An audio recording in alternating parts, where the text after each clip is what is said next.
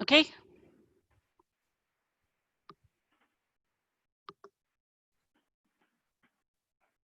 we're live now.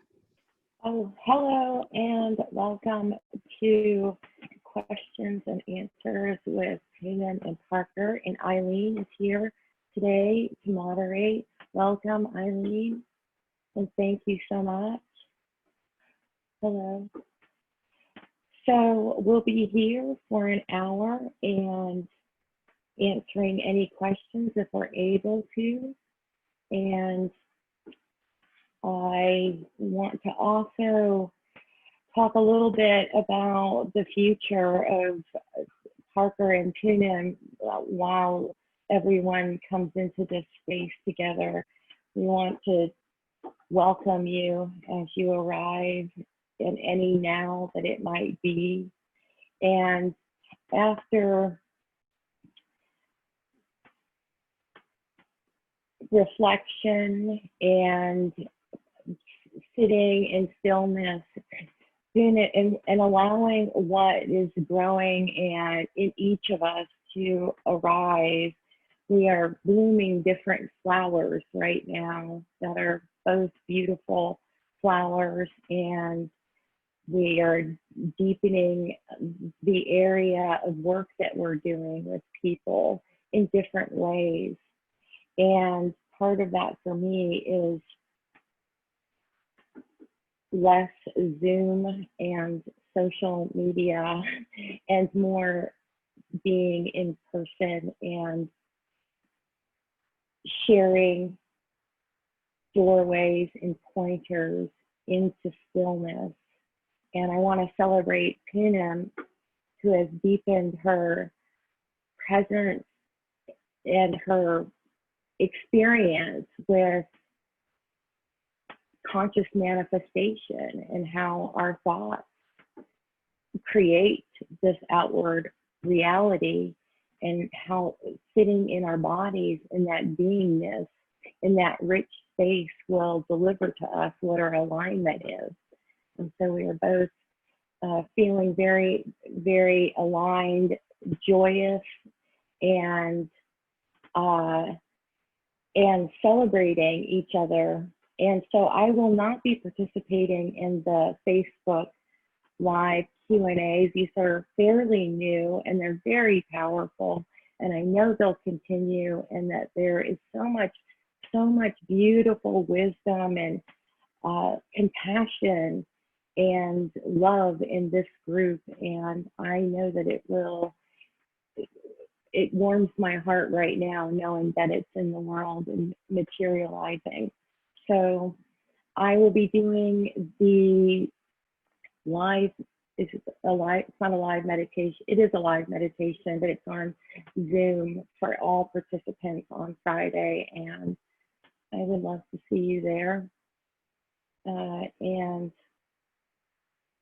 then who knows what the future has. We could lay it all out here, but who knows? We don't know what tomorrow may bring or how things may come together. What I do know is I'm grateful that Poonam invited me into this group a year ago, that she's lovingly shepherded for 4 years, imagined and materialized, and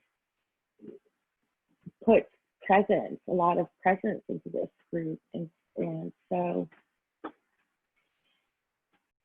it warms my heart knowing that you'll all be out here and that you'll be building this, and Poonam writing away over there, doing beautiful work too. So I wanted to share that. And now, Poonam, would you like to add anything, or do you want to move into the Q&A? I actually wanted to thank you from the bottom of my heart, Parker. It's been an incredibly amazing journey the past year, absolutely filled with gratitude that we did so much. We offered so much to the Facebook group. I mean, every time it was a reimagination of what more can we do? Can we do video lessons, or can we do group meditation? Now it turned out to be Facebook Live, and we'll continue the good work, and wishing you the best of the best. What I say, unlimited abundance and prosperity health, and joy. Thank you. Thank you so much, Poonam. It is a building thing, and I love watching what you're doing and what the group is doing and what materializes and the breakthroughs and realizations and I was listening to a talk with Eckhart the other day where he said, if you can sit in total consciousness for 1 hour, you could become enlightened. I think that's a sudden a tradition. And so it's a beautiful thing to be that there's people that can sit with each other and really listen and be present for it. There's no judging or competing or comparing or needing to stand out, just sharing what comes to them, being open, and it's a really beautiful space. It's the new human interaction. It's very beautiful.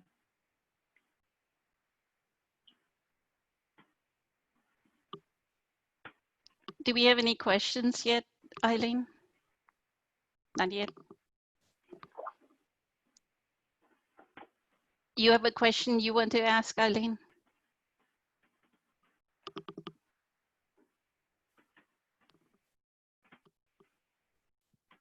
I can't think of one at the moment, which is surprising. I would like to, I saw something and I wasn't sure what to do with it. It was on the page, and I think that this is a powerful discussion that we can have for one of our last conversations. And someone was saying something about Eckhart takes all his teachings from here and the complaining mind and being identified with this complaining mind, and that no one is becoming enlightened from Eckhart's work. And what a beautiful glorious demonstration of how the mind will narrow its view. The egoic mind will narrow its view until there's an absence of wisdom, and then judgment rushes in. The people that have been enlightened with Eckhart's teachings, you probably don't even see. They may not be on Facebook, or maybe they're on Facebook and in these groups and they're quiet. They don't have much to say. So it's a narrowing of the mind, and the mind creates this script, this storytelling script. And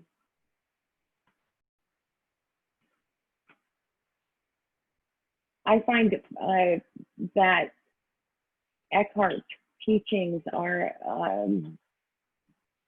he assimilates so many teachings, all the mystical traditions, some of the wonderful awakened teachers. And I don't think he's ever said, I'm just going to regurgitate Buddhism and throw my brand on it and carry on. And so, and he doesn't encourage, any particular, he encourages all of it. Yes to everything. And he's been absolutely instrumental in my primary teacher. And he's introduced me to other teachers. Teachers of pointers, I'll say, because we have teachers around us every day, don't we?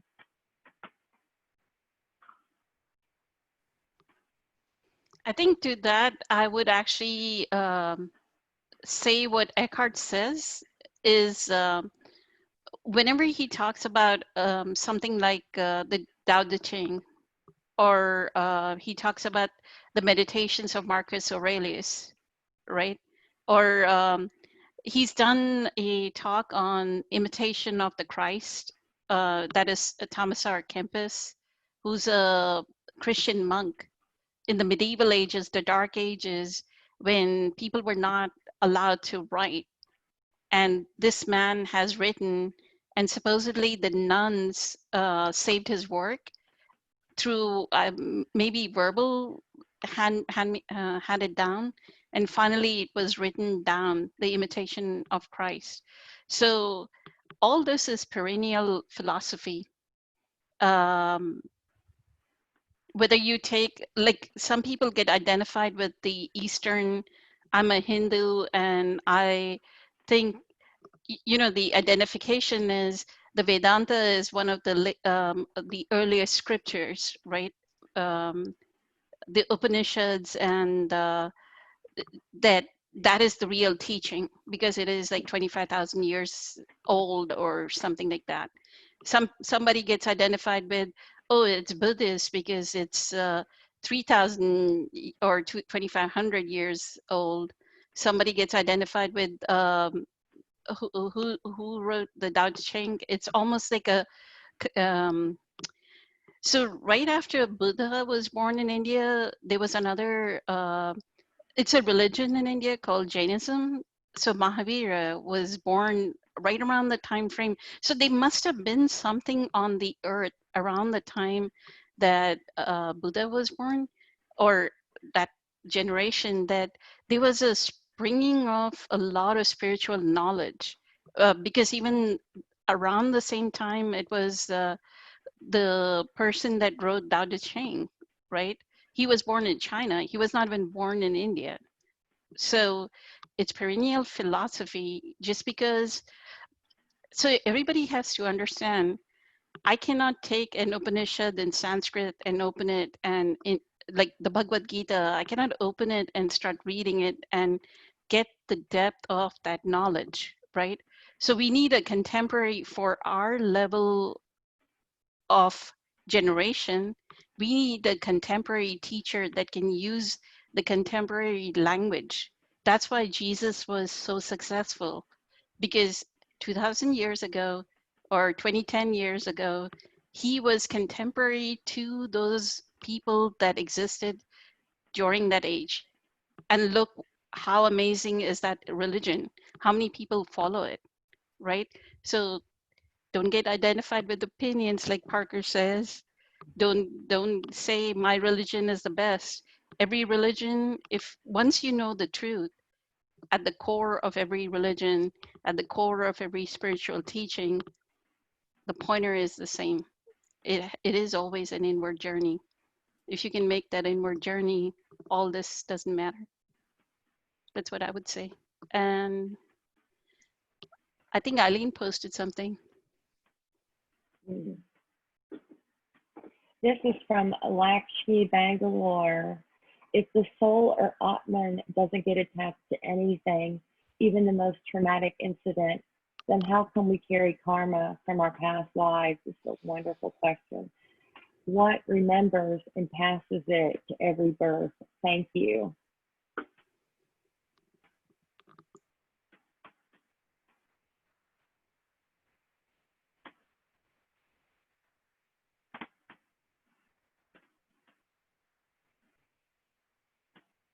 Would you like to hold this one, Tunin? I can, I mean, I'm not an authority on it, but what I've heard Sadhguru say is when that soul takes birth, like there's a seed, I think he says within 30 or 40 days of the conception, the soul enters the seed. That then the actual birth, I mean, the actual form or life force enters that seed, right? So that life force is just pure energy. And this is something that Sadhguru says, if scientists ever figured out how memory is stored in energy, we would make like quantum leaps in technology, because that's one thing we have not figured out. How is memory stored in energy? That energy was in non-physical, it was in consciousness, right? It was one part of consciousness. Then the seed was conceived and it took birth. That memory is stored. I think in the Bhagavad Gita, Eckhart says something about the lower mind, the ego, everything enters at that point in time. There are 5 things that enter. It's during that birth. So that's where the memory comes from. It's already in our energy body. And the way Eckhart explains it, how do you explain a child crying and crying and crying? Like a baby colicky crying. That's the pain body that has already entered into the baby. They had a memory from a past lifetime.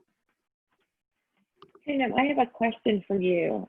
So, what Eckhart says in, I think it's in New Earth, he says that if you're not identified, let's say you're a child and it's a traumatic, let's say your parents are drinking alcohol and or they yell at each other all the time.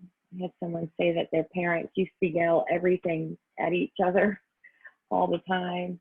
And he said, if you're not identified while it's happening, so if you're a teenager, this is happening, you'd be like, oh, who are these crazy people?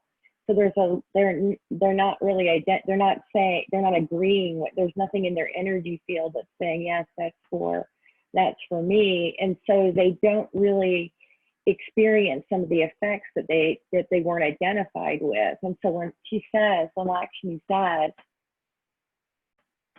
if your soul doesn't get attached to a traumatic incident, then how can we carry the karma from our past lives? So, I mean, that would almost need a for instance, I think, to answer specifically. But my question for you is would this be the same thing, or would somebody still carry the energy body of their alcoholic parents, for instance, anyways, or be aggressive, loud, or whatever the, and it's not just the violence, it's whatever was loving, whatever's kind, we have to be carrying that as well. Actually, he says that if if we were children in which he was too, right? Because his father was maybe alcoholic and he was very explosive anger. So he says that he was a very sensitive child. So he carried the pain body of his parents. So a lot of people seem to think that, oh, we'll shout at each other in our bedrooms. We won't do it in front of the kids. But you're walking around with that energy of a pain body, right, around the kid. So that's why presence matters. That's why you have to be fully present with the kid. If not, the kid, it's vibrational energy. Like he says, right? It's electromagnetic frequency. So they're like little bubbles. The pain body is like little bubbles. So if thought forms get attached from the collective consciousness, then even the pain body, the negativity, it's like a bubble. It'll get attached to us. And that's our spiritual path. Then that child has to go through their own evolution, just like all of us are. We're doing an incredibly amazing job at actually wanting to break out of the karmic patterns of our memories and do something different, be the memoryless state, the fourth state of consciousness. What Eckhart says is Turiya. That's what we are attempting at maintaining the fourth state of consciousness. I have two of my favorite quotes here I'm going to sneak in because they're not Eckhart quotes, but they're Krishnamurti. So I'm going to sneak them in because I just love them so much and I wanted to share them. It is truth that liberates, not your efforts to be free. I just can sit with the simplicity and beauty of that wisdom for the rest of the night. And here's another one. It's page 135 of the First and Last Freedom.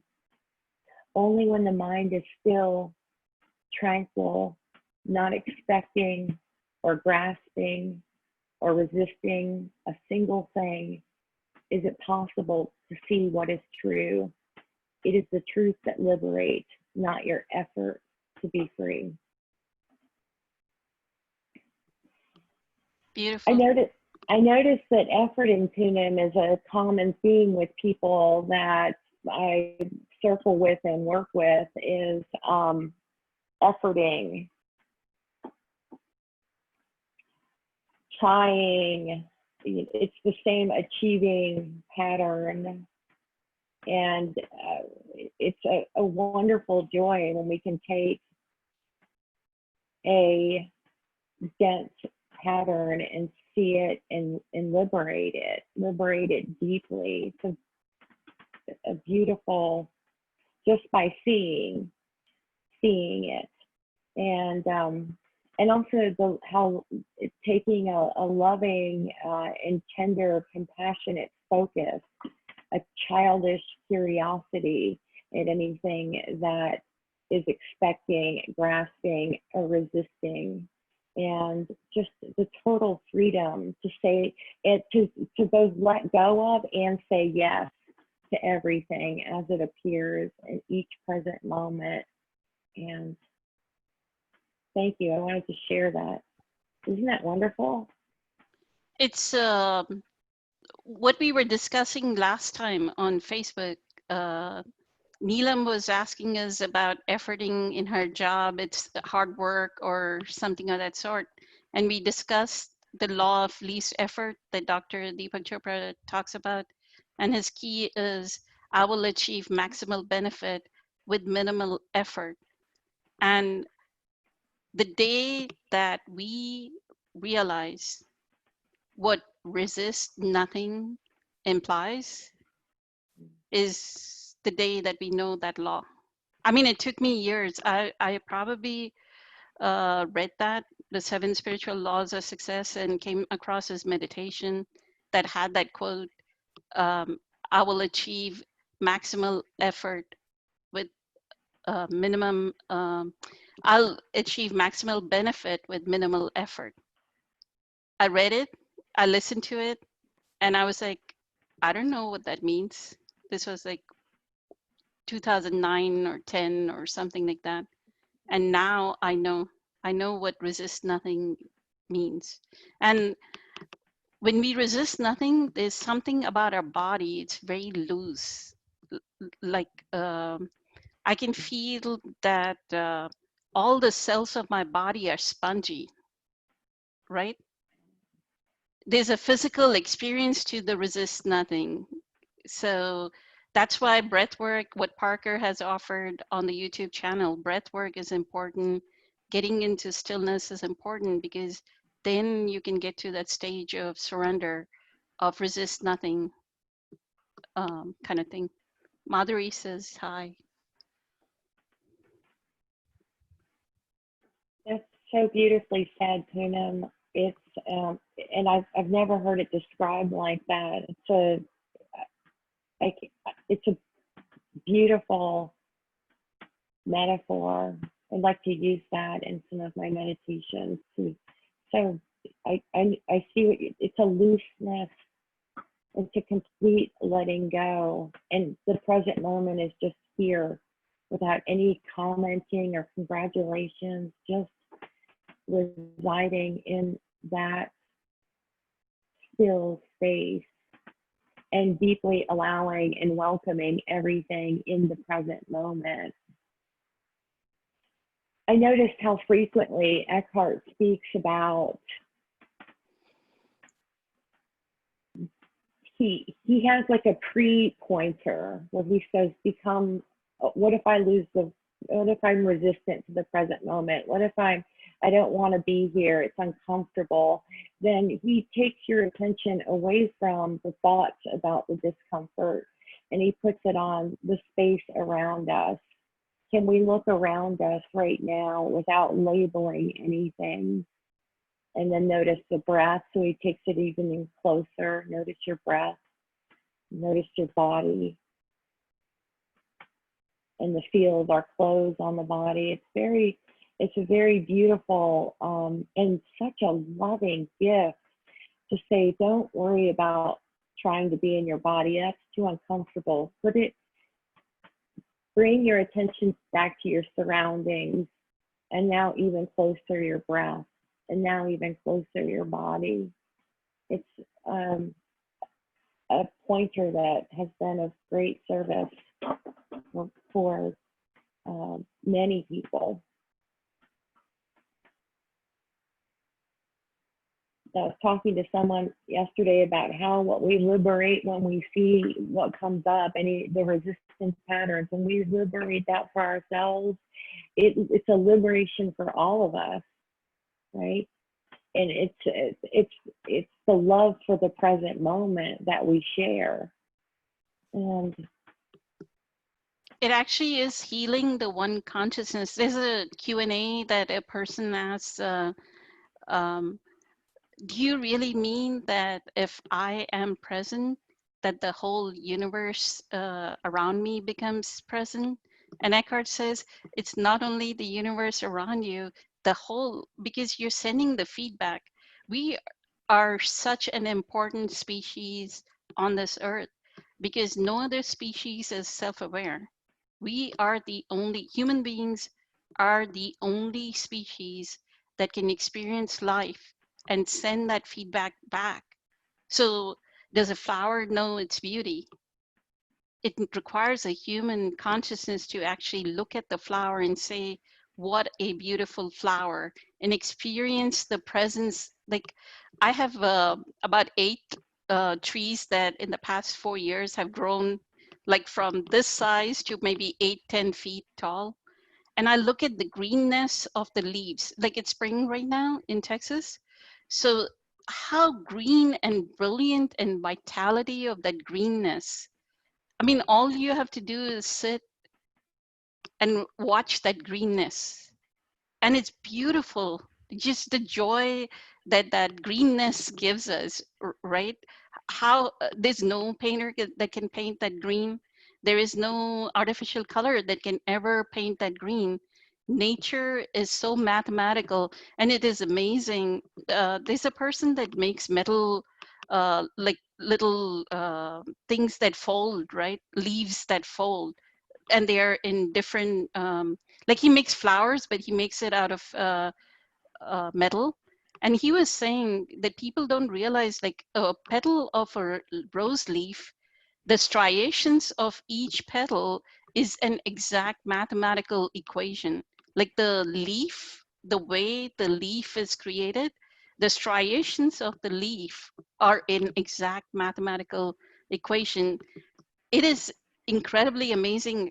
How did the universe, how did planetary intelligence create all of this, right? It's just available to us. And it's us that we consciously observe and say, hey, this gives me joy, right? I love when you speak about the miracles in nature. It's everything on the surface looks like it's not doing anything, but really, the forest, they're all friends. Everything in the forest is friends and helps each other. And I was in a cactus forest here recently, and somebody shared with me that the barrel cactus, they they're barrel because they collect water and then they share that water with their neighbors. So even this what looks like an inhospitable area, and it does it without congratulating itself, without saying it doesn't, why is it so unfair, I have to get out, these other cactus should get their own water. They make no problem out of it. So they suffer, they have suffered and suffered with at human beings expense, and they still give to us, they still, without any, it's a beautiful thing. And so what you're describing, Poonam, is that we rise above thinking. These are below thinking, and so that we're able to have this same experience and sense our oneness with every creature, with everything on the planet. Everything has vitality and life to it.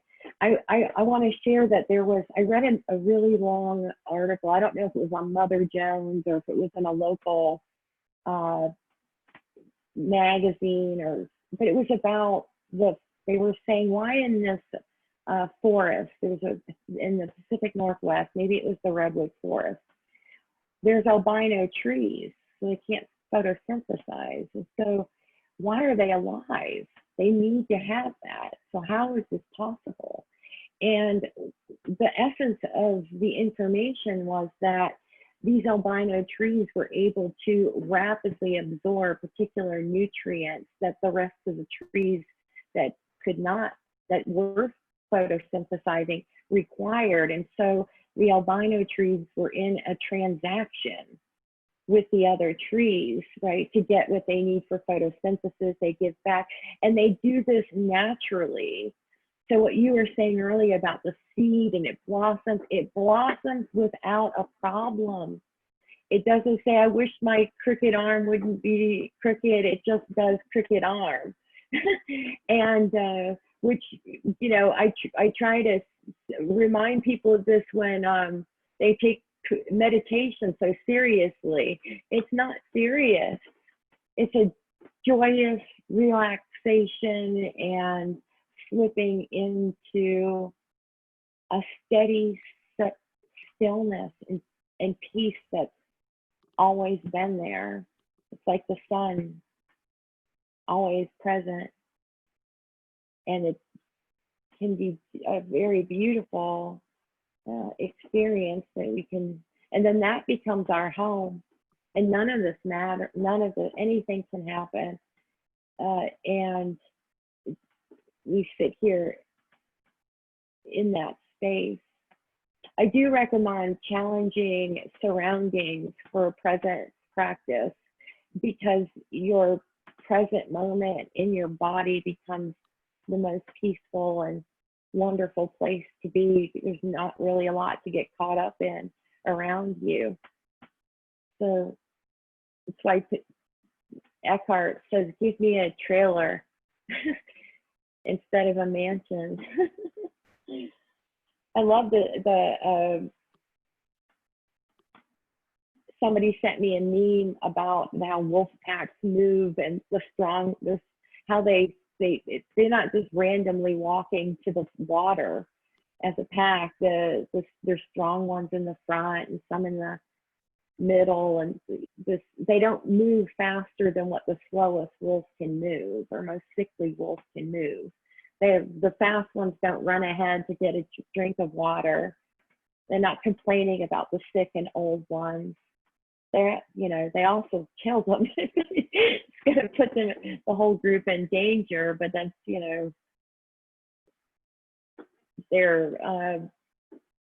they just move. They teach us so much about nature. I suspect that all the tremendous love that people are having for animals and for nature and right care of all of nature is a calling for all of consciousness to align themselves with what is natural in them too. When they see a relaxed, playful dog.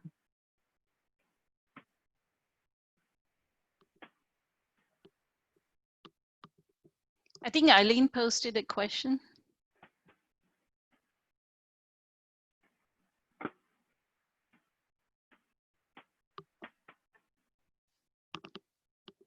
That's a great question.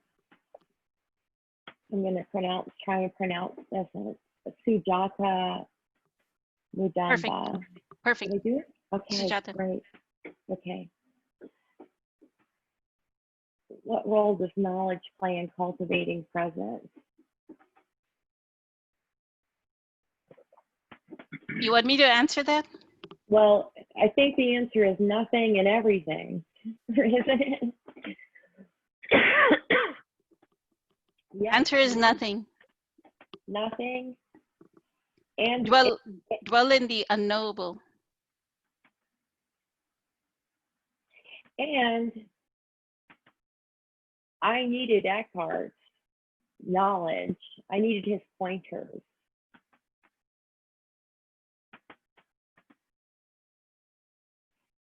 And it's helpful, but sometimes we can slip into just one teaching after another, and it becomes a pacifier for the actual experience of nothingness, of dying every moment.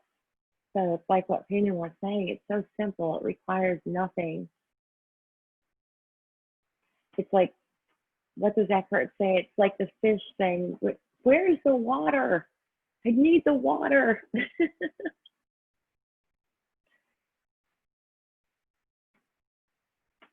And it's nothing.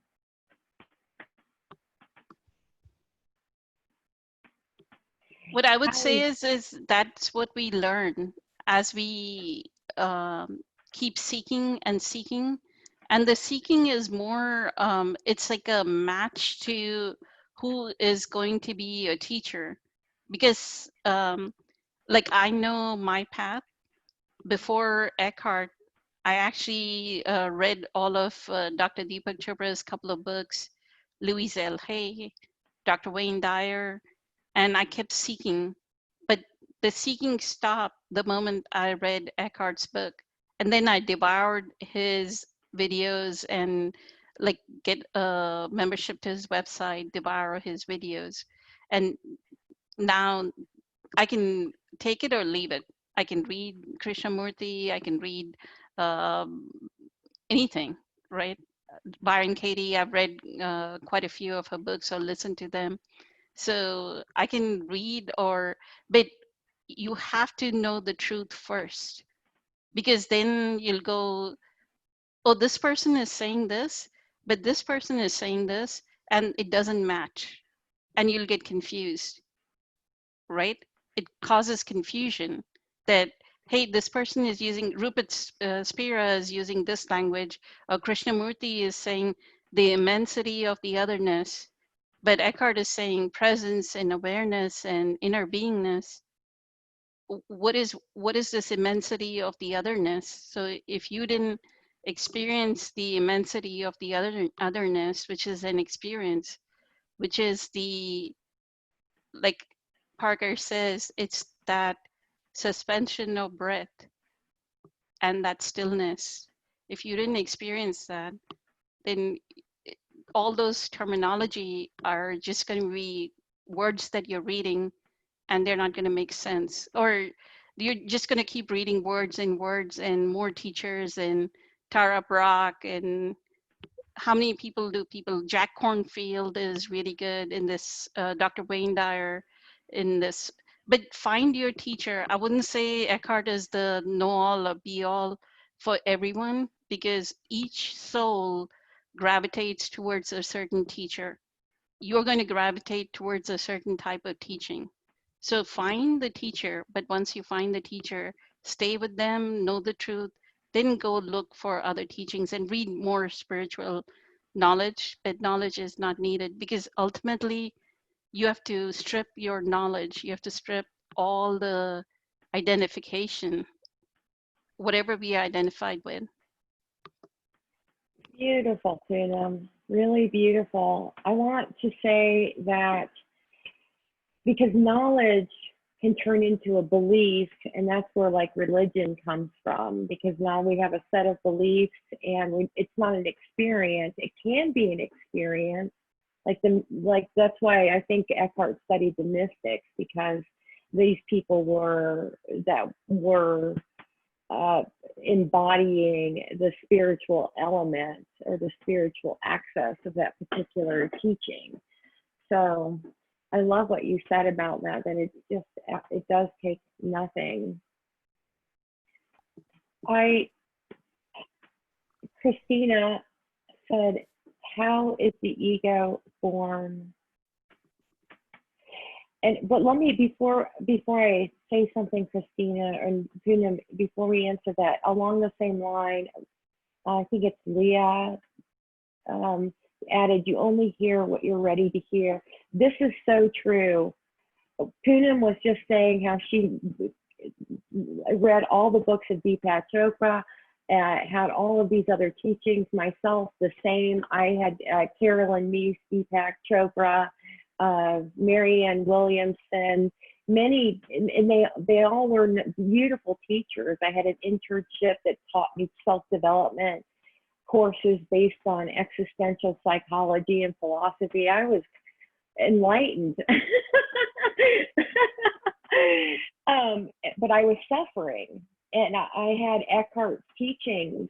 Somebody said, "Hey, you're going on that road trip. Get the audio of this book, Awaken a New Earth by Eckhart Tolle." And I said, "Okay." So that was my nonfiction book, and then I got a fiction book. And I remember distinctly turning it on. I was going through the mountains of West Virginia, and I just could not stand his voice. I said, "Who's this man?" Ugh. I just was not ready, and so it took 3 more years before I was ready to hear his voice. So, Leah, so true. It's true for all of us. And the other thing I want to say is everybody's story, we all have the sameness, but we have different densities of things, right? Like some people I notice have like a heavy pattern of, like with their comments say, I feel jealous and envious all the time. Other people say, I just never experienced that at all. But I experienced this over here. I have a heavy complaining mind. I don't like people that are um, dumb, or they'll use some language that's very constricted and not seeing. And so every single one of us is blossoming perfectly, exactly how it needs to be. And I love that. So how is the ego born?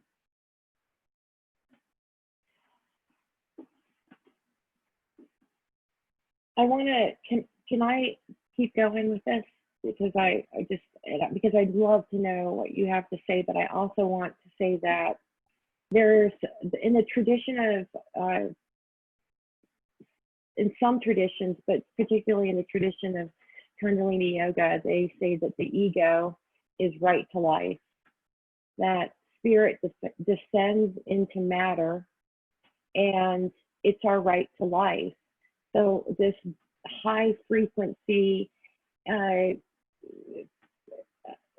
energy descends into this body, and it slows down because of where matter, but mostly space, right?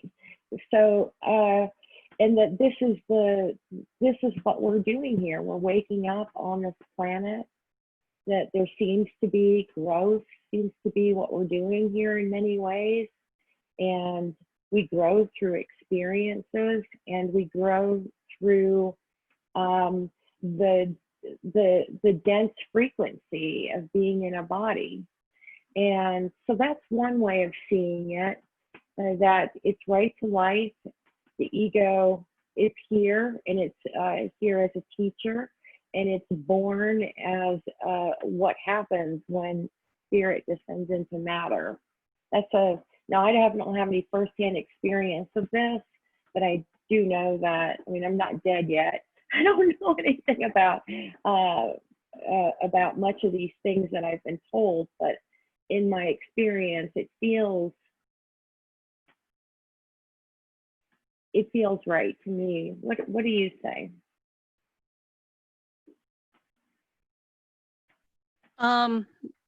I think we touched base on it at the beginning with the beginning question of when Sujata and Lakshmi were asking the question, right?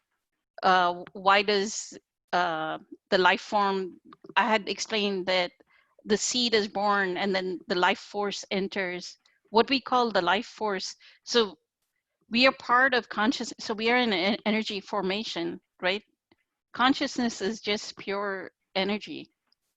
And then that takes seed into the conceived seed of the human mother. So when it takes that, when that life force enters, is when the ego, the intellect.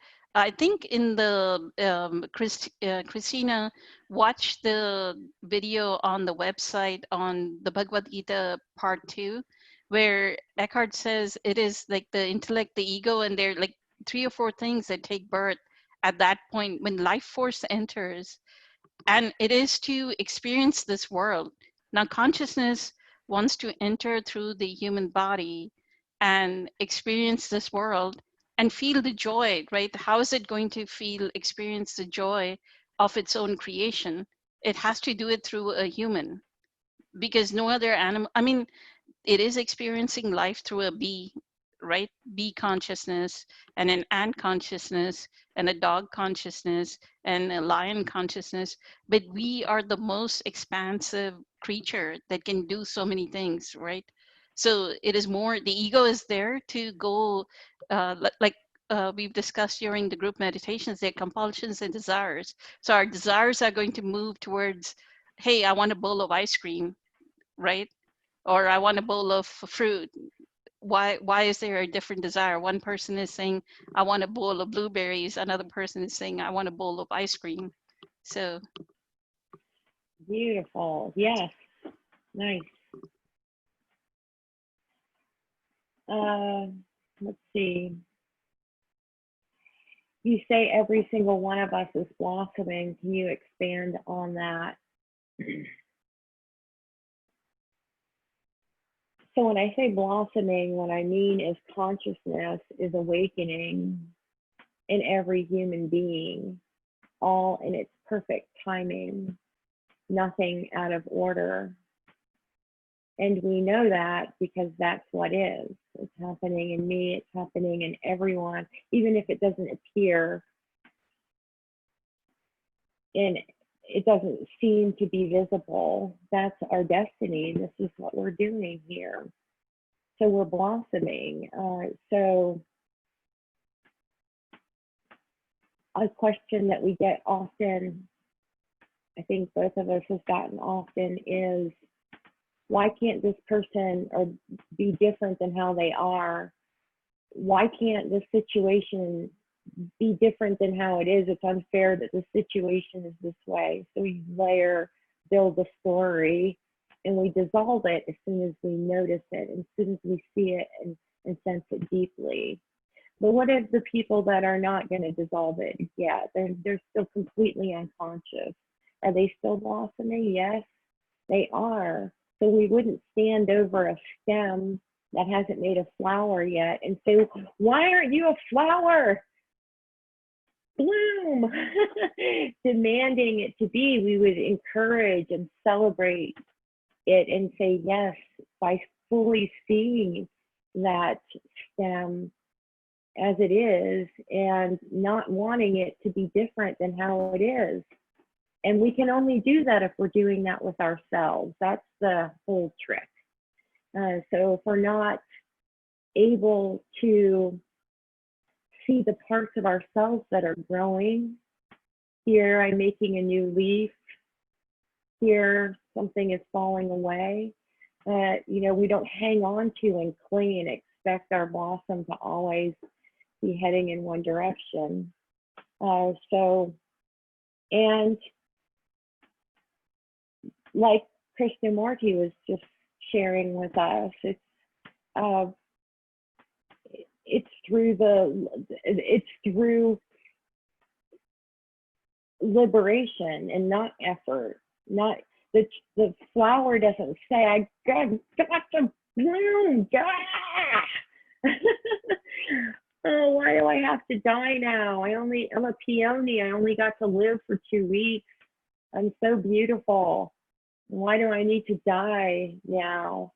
So it dies with ease, and we learn to die with ease. And that is the blossoming of consciousness in humanity. And it's like Pinan was saying earlier, and about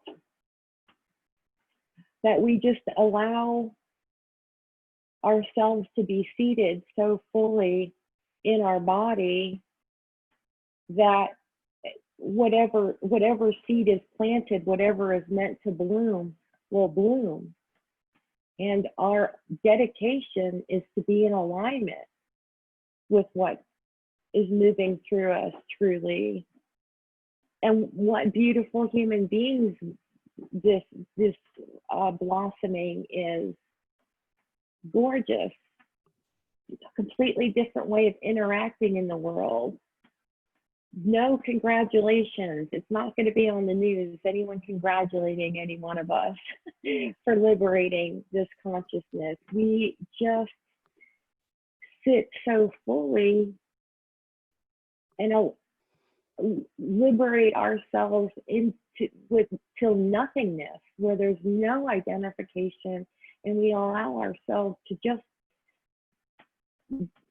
sit so fully in that nothingness, and then something arises that is much greater than excitement or even happiness.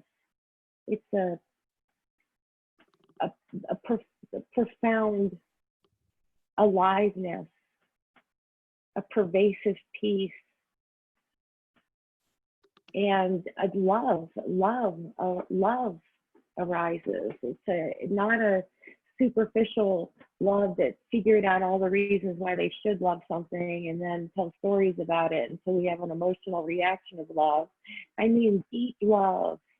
I mean love that flows from our bodies because we've moved our attention inward and away from this constant chewing mind, this activity of moving into the future or into the patterns of the past or memories, fantasies.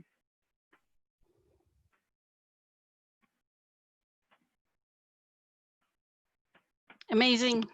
Thank you, Parker. Thank you, Pootum. What I would say about blossoming, or I will say the purpose of why a human is born. So because we are born with the karmic account or with karmic accumulations, the way Eckhart explains is this is in the talk called um, The Greatest Teacher, Socrates, the Greatest Teacher. It's a talk on Socrates. It's a 2012 talk. He says, okay, so we are thought forms, right? Identifications. Like we may be, and I'll tell y'all like a really, really funny story about this. Um, so we are thoughts, right? I'm East Indian, I'm brown, I'm woman, I'm a girl child. And so you're like this, like he says, right? When the shutters are closed, how can consciousness, so consciousness is pushing, consciousness wants to bloom, but we have all these identifications like blocking it, right? So I'm going to do it this way. So what happens is as we make, so he says the gap between the words, when the gaps start, then there's some opening. Consciousness pours through here, consciousness pours through here. There's one identification. Oh, um, I'm East Indian, you drop that, right? I'm a girl, female child, drop that. Then look how much consciousness is coming through. There's so much more consciousness coming through Punim. So to this, and Lakshmi and Sujata may identify with it much more better. So in India, Parker, especially in South India, they have this, we are supposed to wear what is called a Mangal Sutra, right? If you're married, you wear a thing and you have to wear it 24/7, 365 days. You cannot take it off ever. You shower with it, right? And like when I came to the US, I started to, why do I have to wear a chain? I'll just put it in on a thread and leave it, right? So it was a thread that was like this thing and it would jingle, right? And all my work people used to call me cowbell. What is the cowbell? What is a cowbell going? And I wore it all the time. I would not take it off because I was married, and that is the identification. I mean, how many things in India there's like toe rings. If you're married, you have to wear a little dot on your red dot on your head. And then North Indians have this thing, you have to wear some red sindoor in your, where you part your hair, right? And people are identified. They'll judge you if you stop wearing that red, this thing is like if I stop the dot, they'll go, you're like acting like a widower. Are you widowed? You're not widowed, you're still married. So dropping all those, are you dropping your identification with I need to go to the temple to go, only then am I holy? Only then am I praying? Only when I go to the temple?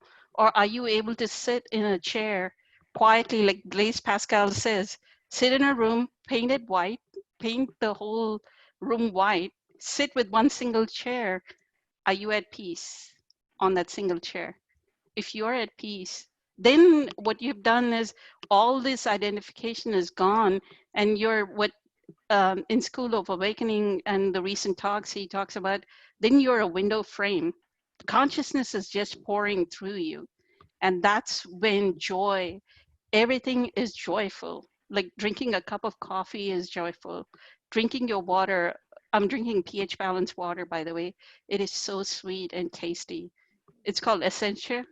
So I love Essentia water. So drinking water, like the taste of, can anybody ever say water has a taste? And it does. And I'm a water snob, I think, because Essentia is my top notch. I want Essentia wherever I go if I can get it, right? So that's the form identity, right? I want essential water wherever I go. I want, so your form identity is going to remain. Eckhart likes wine. I think he likes fish. People fight over why is he not a vegan. No, he likes fish. He likes chicken. He eats chicken. He eats fish in moderation, but he does probably make sure it's sourced correctly, ethically sourced fish and ethically sourced eggs and chicken. But that is what blossoming is. When you can be a window and let go of those kind of identifications that your culture has put on you, your country has put on you. How many people are identified with Republican? No, I'm a Democrat. No, I'm from this, I'm from the South. I'm Texan, so I'm going to wear boots. I'm going to wear that big 10-gallon hat and walk around in hot weather and 100-degree weather with a hat on, stuff like that, right? How much, I mean, look around you.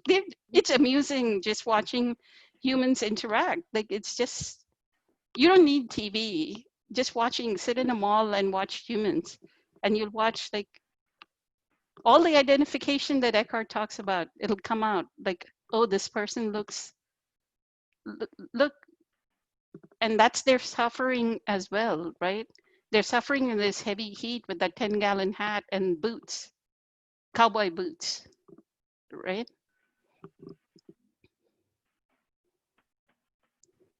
Sujata says, true, we have so many chains. It was a metaphor too. It was. It was a chain around your neck. Did you also wear a wedding ring? No, we didn't have, we don't have wedding rings, that and toe rings. I don't know if Sujata, they wear toe rings. We are supposed, then imagine, so I was working for Nations Bank, and you have to wear closed toe pump, like in the 90s, you couldn't wear open-toed shoes. So just imagine a toe ring in a closed toe pump and with a hose on. Oh man. Suffering. Poonam, I want to celebrate your liberated toes in so many ways. Ouch. We cause so much suffering out of identification that we have to wear toe rings because I'm married. And I'm supposed to, my culture says, my family says I have to wear toe rings, right? Stupidity. Absolute stupidity. I would love to know the story of where high heels or heels for work came from. Like where did all that come from? That would be a fascinating and fun experience to know that. I haven't worn those in a long time, but I also worked with high heels for a long time. And had to put another pair on, and it hurt my legs. I don't think I deconditioned my legs, and now I can't wear them anymore. Exactly, that identification, right? That if you don't have matching, so many people would, I wear very simple clothes. And so many people judge that I don't match my clothes, or they're not stylish enough, or I don't match a handbag with the shoes and the whole outfit, right? Like completely from top to bottom, I'm not like tip top dressed.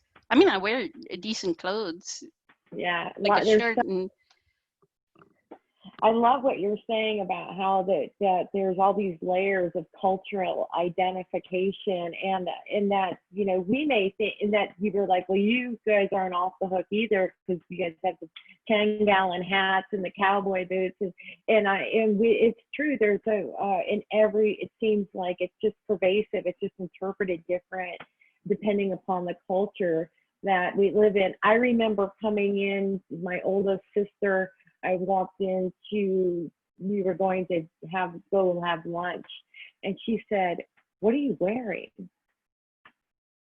Ready to go. Are you wearing white before, I don't Labor remember, Day. Labor Day? Are you wearing white? And that 10 minutes going through her, we're completely different sizes, and trying to find something to wear because my beautiful white linen pants, she could not be seen with me in them. I think it's And after Labor Day in the South. You cannot wear it the white after Labor Day. oh You can. Lord, It's a summer color, right? yes. During summer, you wear white. Oh Lord, I hadn't thought about all that in a while. That's been fun. Lakshmi said that she was a rebel and didn't wear the toe rings, even though it was expected. Yeah, Shackles on the toes. yeah. We're shackled at the toes. Do the different toe rings mean something different on each toe? The same? What about when the chain comes up and then around the ankle? Is that something different, or it's just a That too, different? you have to wear the anklets. And then when I used to walk here at work, they would go, what is that chun chun chun, like the sound of the bells, right? What is Yeah. that bell sound? So I took those off. Then the toe rings off, then the cowbell off. So Lakshmi, good for you, is what I would say. So that's why we are saying it is finally dwelling in the unknowable as we find all these identifications and drop them, right? we'll we'll become more of the consciousness, and we'll enjoy life more because it will be more meaningful. It won't be about, hey, are you wearing pretty earrings or are you wearing pretty clothes? You will really give presence to the other and enjoy the joy of having the other be there with you, right? You won't be looking at their clothes or you won't be looking at their earrings. Eckhart has a funny story about his attendees. He says, I don't have problem with clothes because he wears those Fishing vest. fisher, yeah, fishing vest or the sweaters." And he goes, and I don't think people here have that problem with clothes because I'm sure his followers don't really dress very well. So everybody started laughing. I think his fishing vests are utilitarian. I mean, I could see him seeing that vest and thinking about how wonderful all those pockets are and how he can walk around with his hands free, and it's lovely. I love his metaphors around his own experiences. I'd love for him to talk about those fishing vests. This is such a really good question. I don't have the answer to it. Why do we take our personality into our dreams? Who knows? What is that? Hmm. Why do we take our personality into dreams? Yes. Actually, some of the dreaming can be what Eckhart says, or somebody was talking about, like either having bad dreams or nightmares. And Eckhart says, if you were thinking all day about fearful things, and you said, oh, I'm very spiritual, so I cannot. So here's the thing. If you're feeling sad, feel the sadness completely. If you're feeling fearful, sit with it. Sit for hours until that feeling dissipates. The feeling tone of the fear dissipates, because then it'll show up as nightmares in your dreams.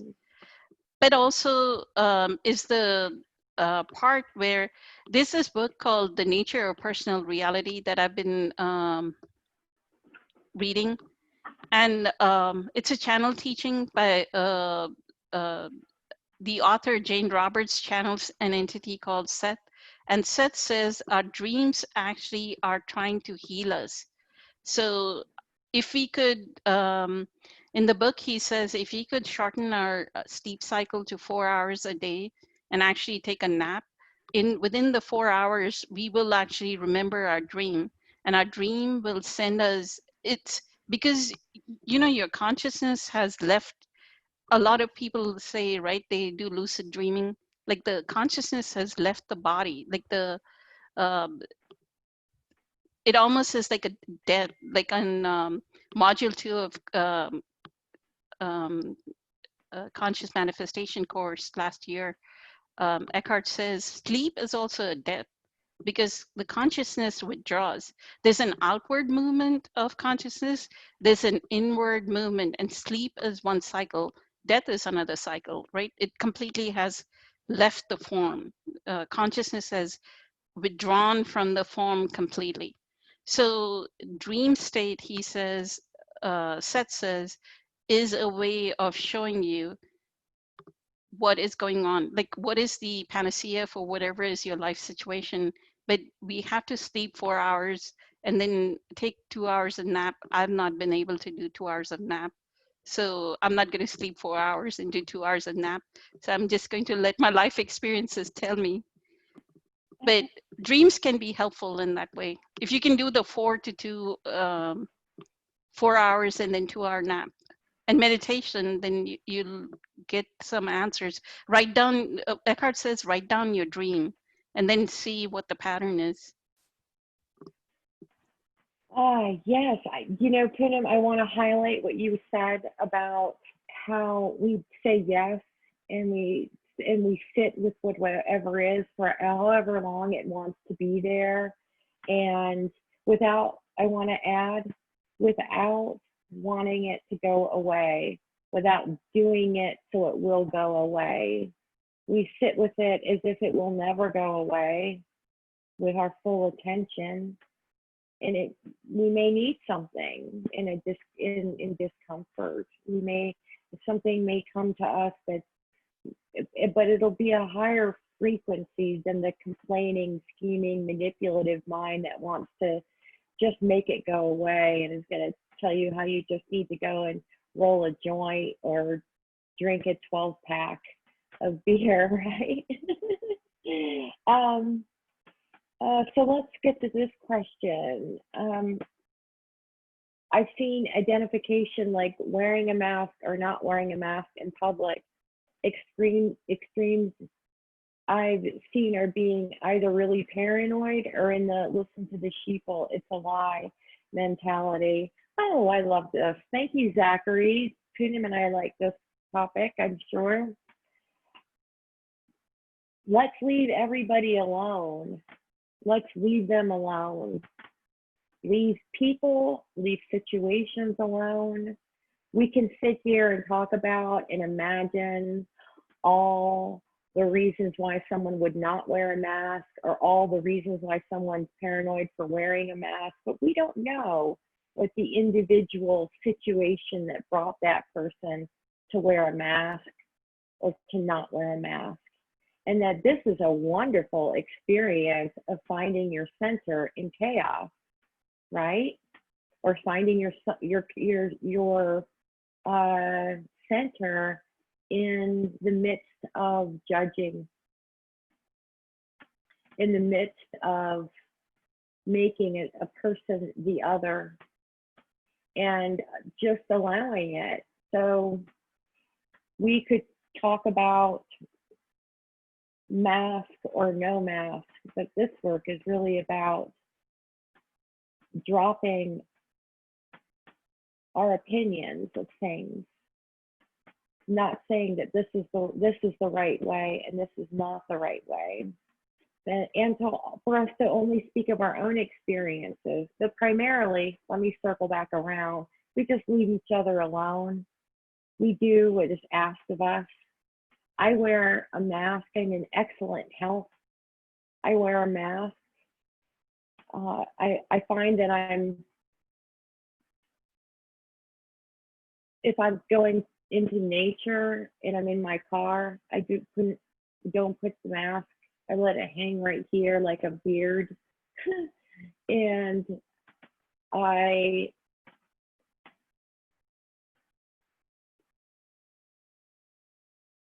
this is a situation that the rhythm of what is our collective consciousness is what we'll experience as the outcome.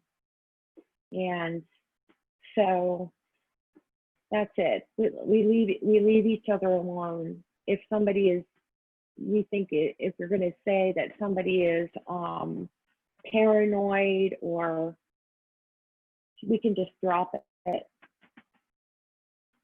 Anything spinning on that one?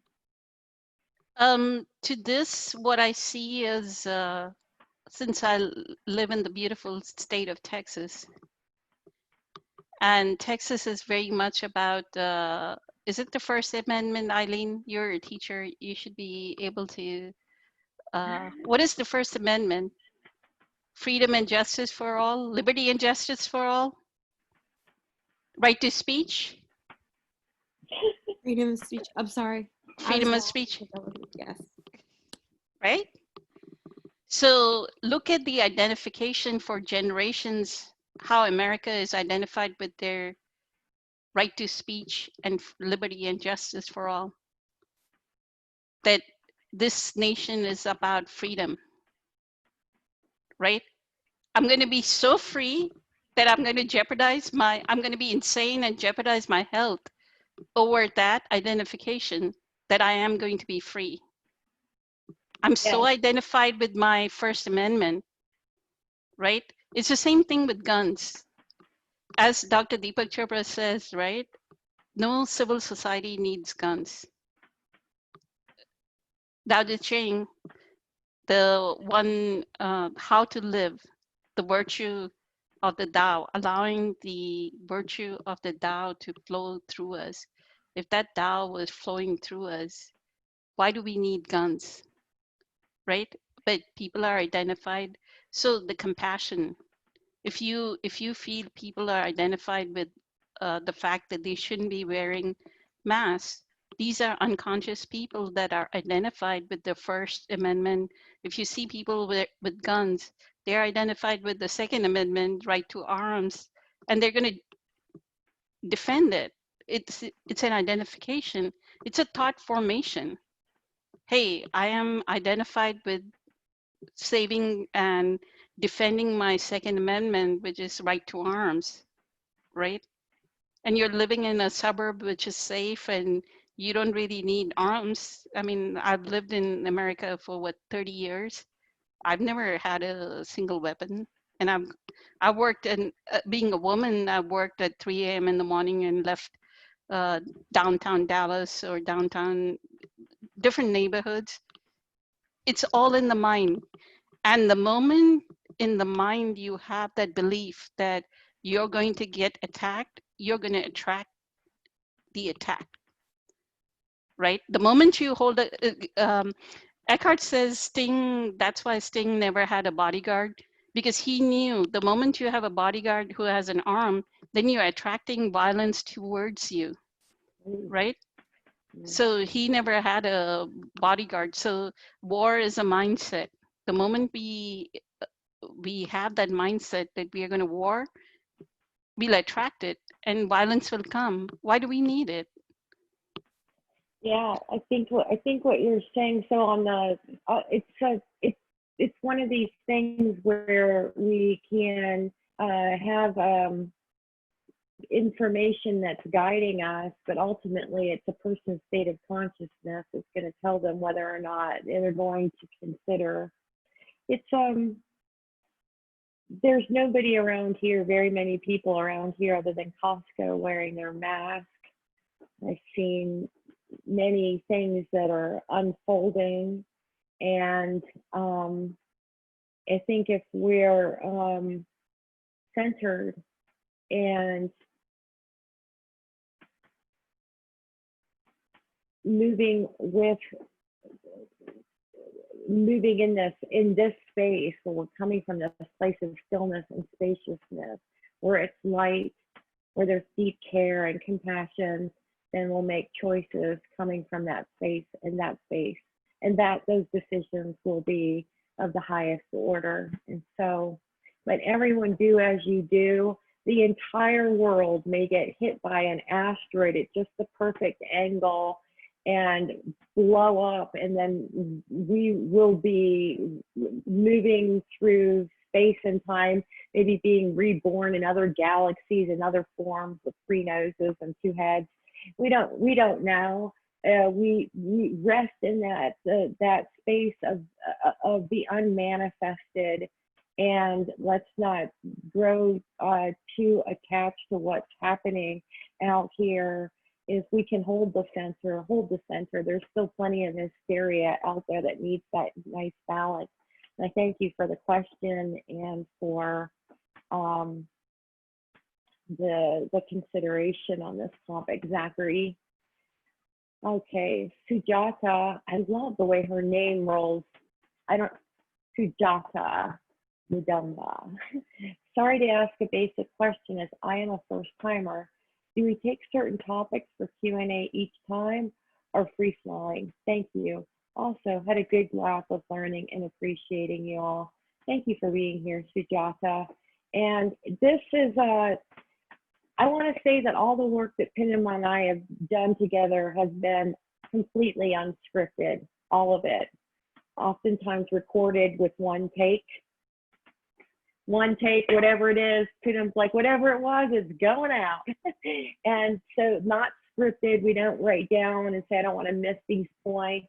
Sometimes later when we're watching it, we'll be like, I missed this point. I could have brought this point up, but someone else will see that and add to it. And that's the beautiful about collective creativity and being the frame for what comes through the window. And other people can also be the frame and improve upon our work. So yes, come as you are, come at ease, welcoming everything, and dropping all identification and roles and needing to be this or that, and to carry the balance here with you, Poonam, has been a beautiful experience for me. I'm deeply grateful. Hey, Eileen, you choked up from laughing. Thank you, Parker. I would say the same. Yeah, It's been a phenomenal experience. So it has. So if we could, I will be with you all this Friday. That will be my last visit with Poonam for a while. we don't have meditation on Friday, on Sunday, 31st. Oh, thank you. So Sunday. So I will be with you all on Sunday, and that'll be my last Zoom session with you all. And absolute tons of love, and I want to give everybody a virtual hug right now, but know that in my heart I'm doing that, and I'll hope to see some of you around, and much love to you, Eileen and Christina, for all of your beautiful oversight and wisdom with Poonam's group. I tried to learn something in Spanish to say to Christina. I'm glad I have 2 extra days to learn it. Gracias. Yeah, I did learn that. Gracias. Let me share. Do you want to? I'll share it with you. Let's see if you can hear it. Um,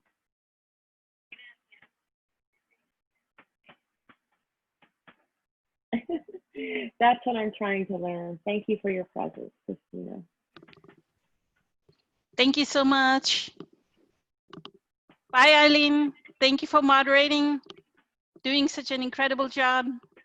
We appreciate you. Grateful for your help. Good night, everyone. Thank you. Have a wonderful day. Many blessings.